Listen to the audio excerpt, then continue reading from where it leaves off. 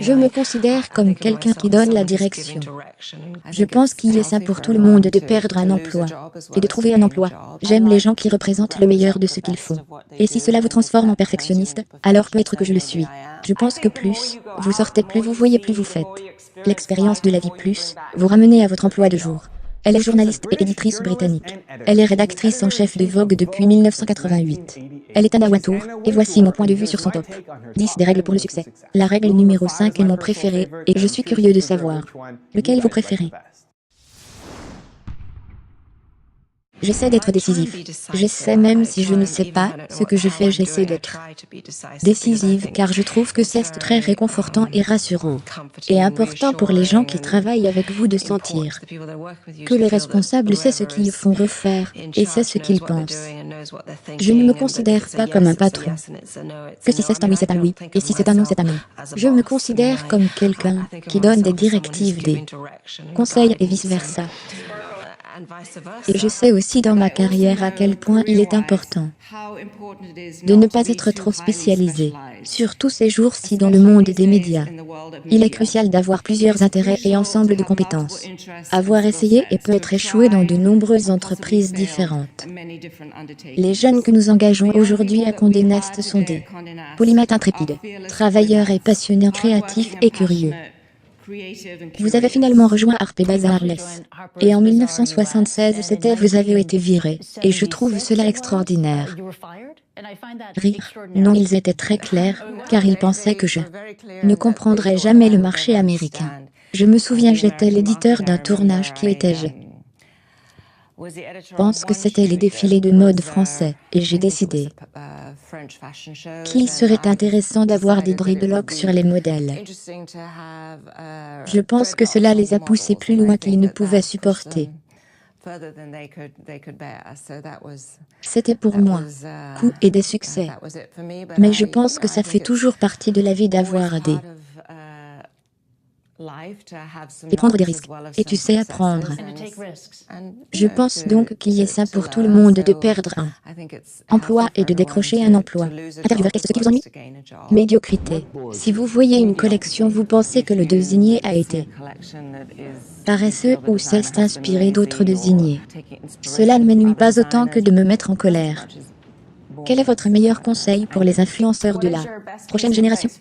Je pense que c'est vraiment d'être fidèle à soi-même et d'écouter autant que l'on est capable d'autres personnes que tu respectes et que tu admires, mais à la fin cela doit venir de toi et tu ne peux pas trop t'inquiéter en regardant à gauche ou à droite ce que la compétition pourrait faire ou ce que d'autres personnes dans votre domaine pourraient faire.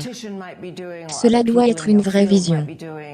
Le texte de présentation de votre biographie non autorisée indique qu'elle est ambitieuse, motivée dans le besoin perfectionniste. Guillemets. Un regard intérieur sur la concurrence, salope mange et bitch monde de la mode. Précis? Eh bien, je suis très motivé par ce que je fais. Je suis certainement très compétitif. Quoi d'autre ai-je besoin? Je suis probablement très dans le besoin, oui. Une chienne? Perfectionniste. Ou c'est vrai chienne en premier? Rire. J'espère que je ne le suis pas. J'essaie de ne pas l'être, mais j'aime les gens qui représentent le meilleur de ce qu'ils font. Je ne point. Si cela vous transforme en perfectionniste, alors peut-être que je le suis. Prendre des notes. Je réagis très instinctivement à tout. Je crois beaucoup au voyage. Je ne crois pas aux réunions. Plus de 2 personnes dans une réunion sont trop nombreuses. Rire, vraiment c'est vrai. Connaissez-vous les lève-toi? Non, d'accord. Donc dans la Silicon Valley, maintenant que vous avez une réunion, tout le monde se met en cercle comme s'il méditait. Rire en public, peut-être que je devrais essayer ça. Je pense que plus vous sortez, plus vous voyez, plus vous faites. L'expérience de la vie plus vous ramenez à votre emploi de jour. Comme je tentais de le dire dans mes remarques, je pense que le problème des grandes sociétés, c'est que beaucoup de gens de mon âge essaient de conserver leur emploi, s'accrocher à leur retraite, et ils ne connaissent pas de nouvelles choses, et ils n'aiment pas le changement, et ils n'aiment pas la perturbation. Donc soit ils ne prennent pas de décision, soit ils disent non, et Par conséquent, il stagne. Il est très important de faire venir les gens de l'extérieur et de ne pas rester trop insulaire. Et aussi d'embaucher autant de jeunes gens brillants comme vous tous, que vous pouvez simplement apprendre à penser les choses différemment. Eh bien, je pense que nous sommes tous à la recherche de talents chez Vogue. Et nous cherchons aussi quelqu'un qui a la tête sur les épaules et qui comprend qu'être talentueux est évidemment important, mais que vous devez aussi avoir le sens des affaires. Et cela étant créatif et commercial sont deux mots qui peuvent travailler ensemble. C'est très important pour moi que je sois belle quand je sors publiquement. J'aime regarder mes vêtements le matin et décider de ce qu'il faut choisir. J'aime la mode. Je veux dire, je ne serais pas dans ce travail si je ne le faisais pas. Je pense que la clarté est l'une des qualités de leadership les plus importantes que l'on puisse avoir. Je pense qu'il est vraiment important d'être très précis et très clair sur ce que vous attendez puis de déléguer. Les gens réagissent beaucoup mieux lorsqu'ils se trouvent dans un environnement plus indépendant et que vous ne respirez pas complètement tout le temps. L'autre chose qui me paraît extrêmement importante est d'engager des divas comme André Leontalet, qui sera en désaccord avec vous et vous contredire et pas vous.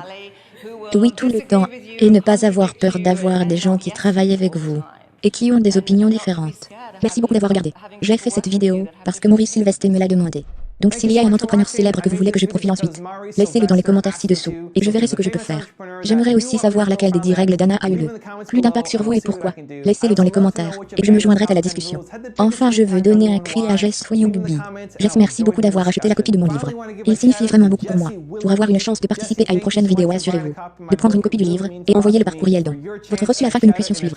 Merci les gars d'avoir regardé. Continuez à croire, ou quel que soit votre seul mot. Et à bientôt. Or whatever your one word is, and I'll see you soon.